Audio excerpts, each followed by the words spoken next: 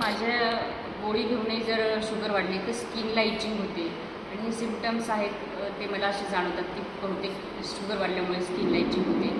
तर त्याच्यावर हा प्रश्न होता सर माझा.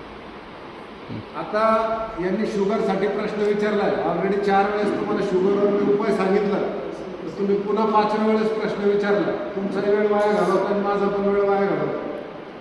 शुगरसाठी रेग्युलर जेव्हापर्यंत जिवंत आहे तेव्हापर्यंत 1.5 तास व्यायाम किंवा मग 1.5 तास चालणं पाहिलं सकाळी.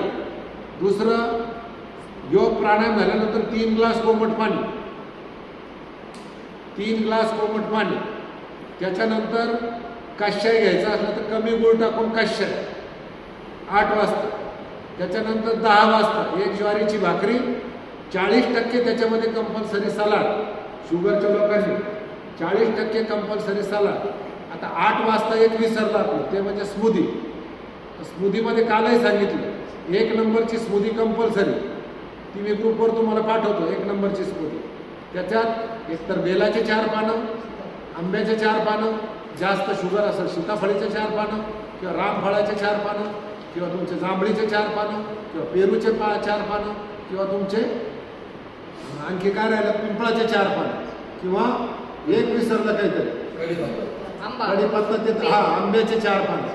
अशा 8 झाडाच्या पानापैकी कुठलेही 4 पानं घ्यायचे आणि 1 नंबरची स्मूदी.